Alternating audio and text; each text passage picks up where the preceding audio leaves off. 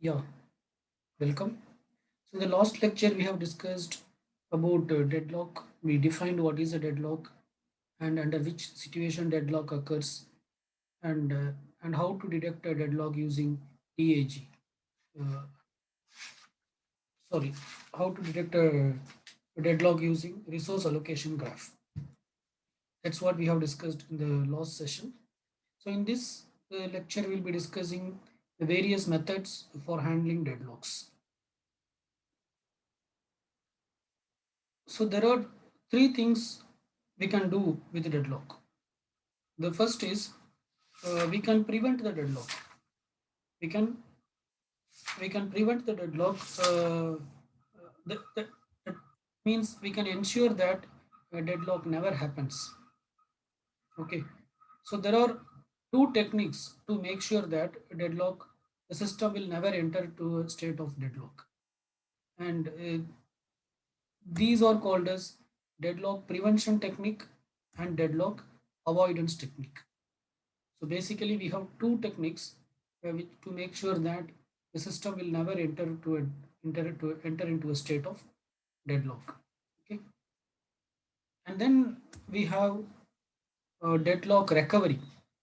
It means you allow the system to enter to the deadlock and then recover from that. So that is called as deadlock recovery. And the third option is you pretend as if deadlock has not at all occurred and you ignore that problem itself. So these are the three ways of handling the deadlock. The first method is preventing or avoiding the deadlock. That is to make sure that the system will never enter into a deadlock state. And the second method is to allow the system to enter the deadlock state and then to recover from that. And the third method is to ignore the problem itself and to pretend as if deadlock has not at all happened. So you might be wondering about the third case, how it will work. But in most cases, the third method is also fine because deadlock is not a situation where a computer will encounter frequently. It is a rare occurrence. So the system may enter into a deadlock state maybe once in a year or or twice in a year. So it is so if you ignore it, it is not going to be a big loss or anything. Rather, if you want to implement some deadlock detection or prevention or recovery algorithm, then the cost involved in that may be very high. Okay, so it all depends on what is the level of usage of your system, whether you are using for corporate purpose or for personal purpose. So considering that, ignoring the deadlock is also one of the option. So in this lecture, we'll be discussing about deadlock prevention. How to prevent the deadlock. So in the previous lecture, we have discussed the necessary conditions for deadlock.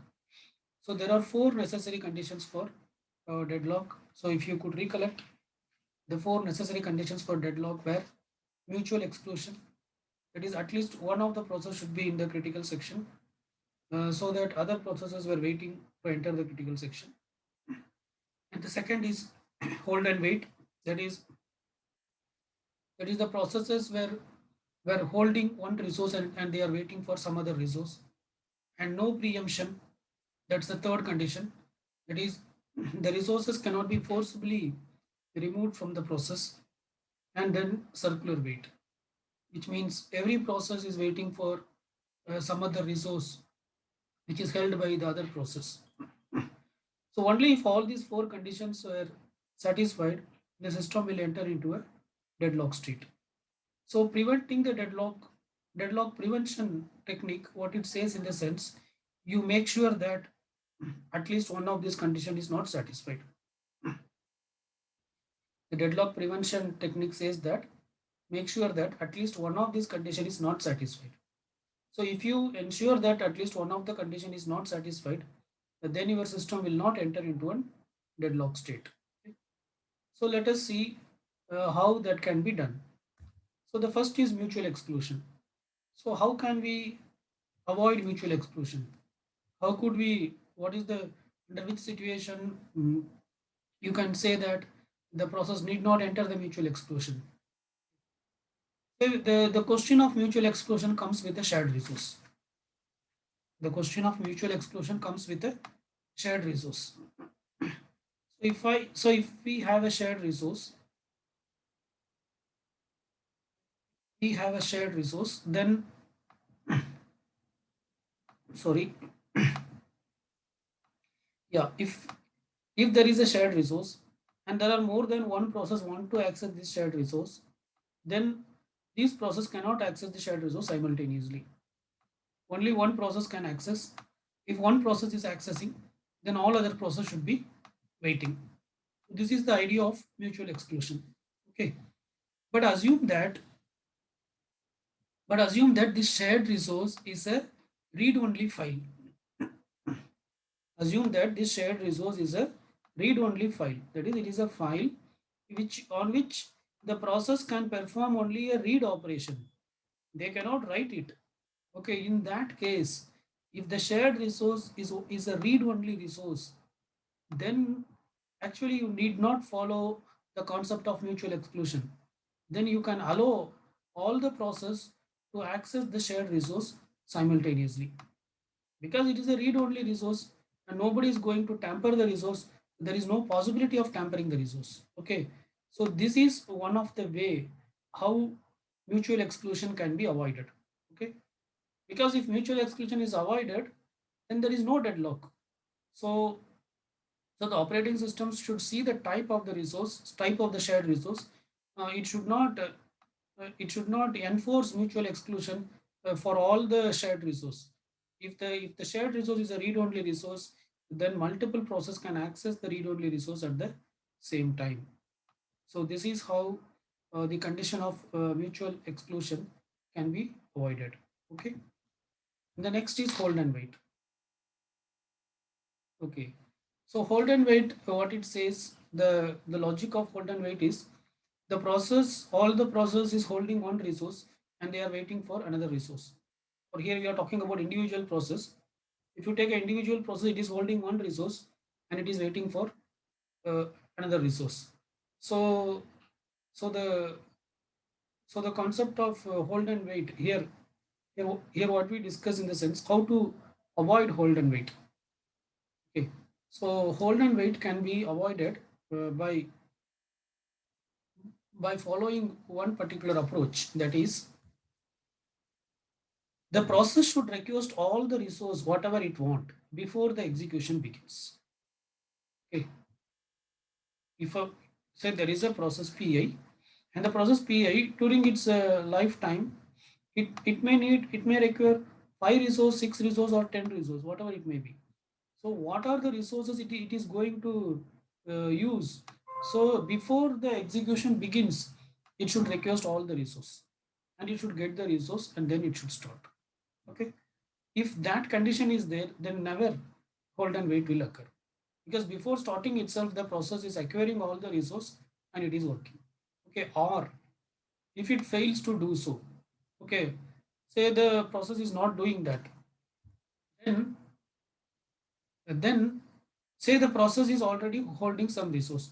pi is holding say some 2 resource, but after some times, after after say x milliseconds, it is again asking for another 3 resources. In that case, the operating system should ensure that first the process let first the process give up all the resource. First the process give up all the resource, then only it can request for new resource. Okay, the process can request new resource only if the process has no resources allocated to it. So by following these two conditions, hold and wait can be avoided. The first rule says that before beginning the execution itself, the process should execute all the resources. The second rule says that if at all the process wants further new resources, then at that particular time it should not be having any other resource. This is how hold and wait can be avoided. But by enforcing to avoid hold and wait, it may lead to low resource utilization and starvation. It may also lead to starvation. but it will avoid deadlock. So mutual exclusion can be avoided by allowing all process to access the shared data simultaneously if the shared data is a read-only data. And hold and wait can be avoided by ensuring these two rules. The first rule is that the process should request all resource before the execution starts. And the second rule is that if at all it wants some new resource, then it can request new resource only if it is currently not holding any other resources. The third is no preemption.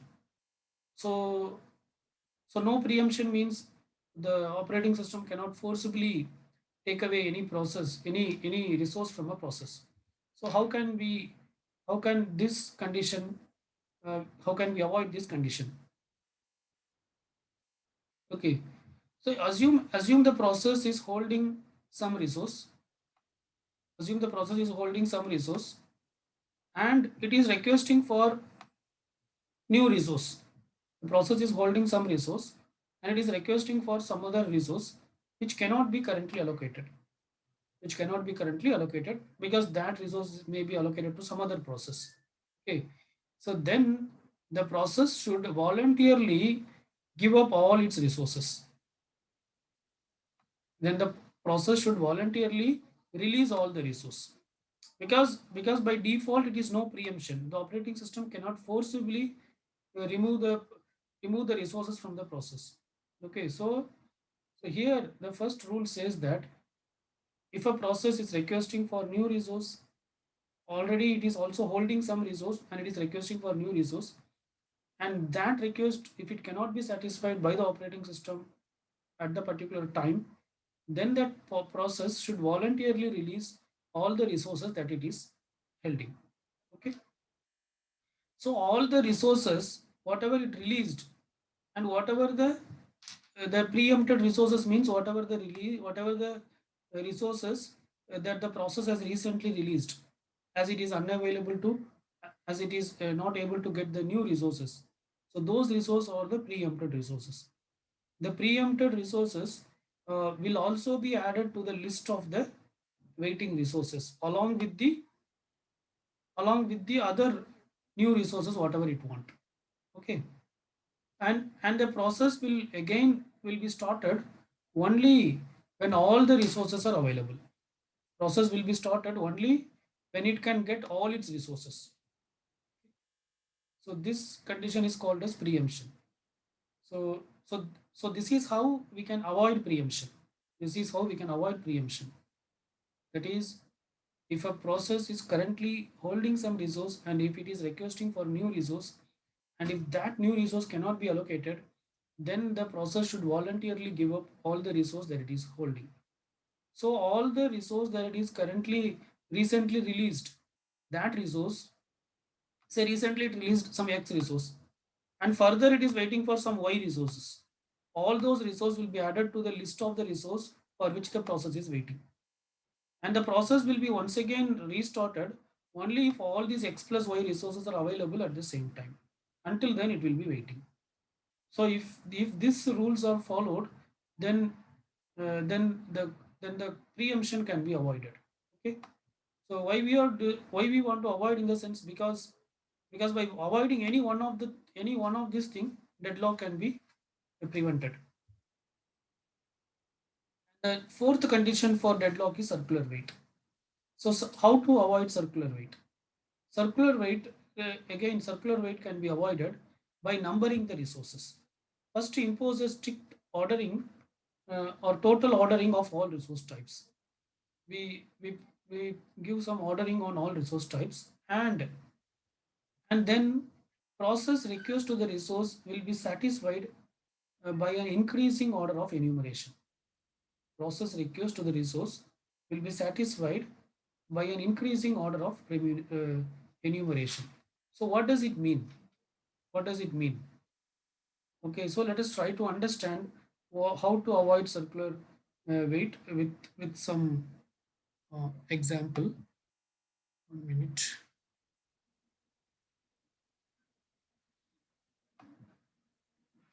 Okay, so let us So let us assume that we have some functions.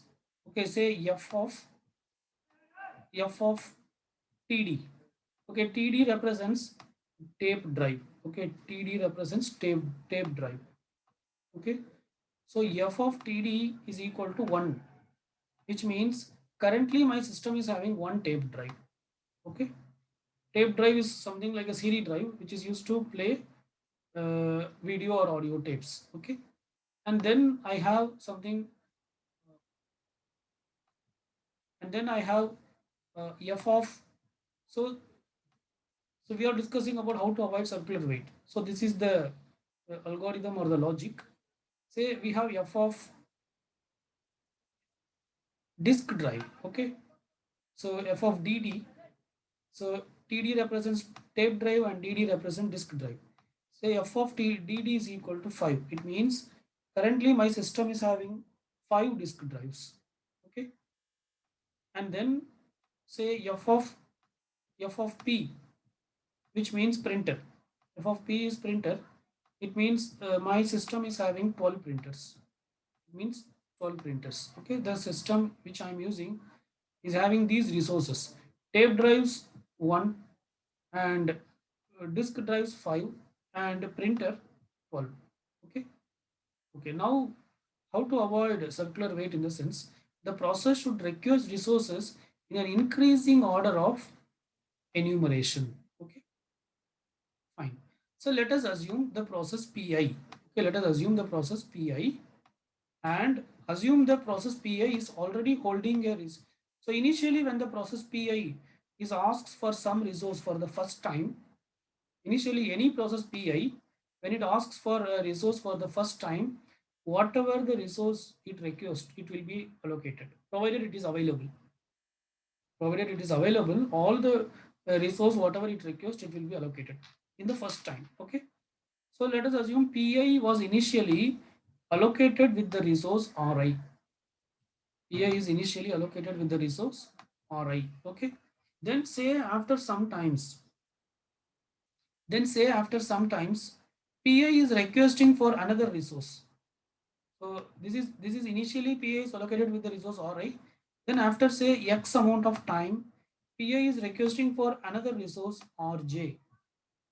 pi is requesting for another resource rj. Okay, now rj will be allocated to uh, the process pi. Now rj will be allocated to the process pi only if f of rj, only if f of rj is greater than f of ri. Okay, only if f of rj is greater than f of ri. Okay, otherwise even if some instances of rj is available, it won't be allocated. It won't be allocated. Okay, then the process should release ri, and then first it should take rj and then it should take ri. Okay, so the rule says that initially when a process pi requests for any resource, the resource will be allocated as such.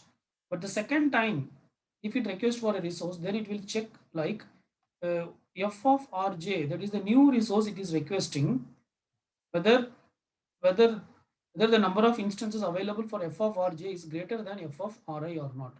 Only if it is greater than, it will be allocated. Otherwise, it won't be allocated. Okay. So in this case, if assume that pi is requesting for tape drive and printer. Okay, tape drive and printer. Then first it should request tape drive, and then it should request printer. Only if it follows this order, it will be allocated. Okay, if it follows the reverse order, then it won't be allocated. Okay, so in this case, what is uh, tape drive? What is f of td? F of td is 1. So this 1 is nothing but ri. This 1 is nothing but ri. Okay, and what is f of p? F of p is 12. So this 12 is nothing but rj. Okay, so initially when it requests for tape drive, it will be allocated, ri is allocated. But next time when it requests for the printer, it will check that f of rj, f of here printer, f of rj is 12, is it greater than f of Ri? Yes, it is greater than, so it will be allocated. Otherwise, it won't be allocated. Okay. For example, if the process is first requesting for printer and then requesting for the tape drive, means it won't be allocated, and it will be asked to remove. Then it won't be allocated. Then it should first give up the printer. First, it should give up the printer, and it should follow the increasing order of enumeration.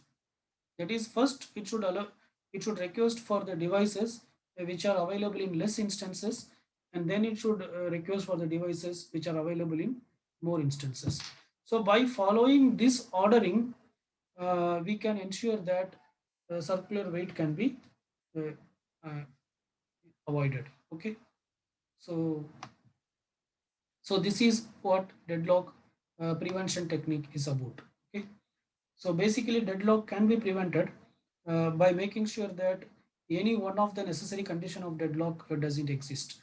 That is, mutual exclusion, uh, or hold and wait, or no preemption, or circular wait. And this is how, and we have discussed various ways how this can be avoided. Okay, fine.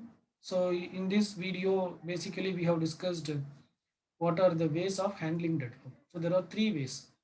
Either you can avoid the deadlock, I mean, before deadlock occurs itself, you can avoid it by using two techniques: deadlock prevention technique and avoiding technique.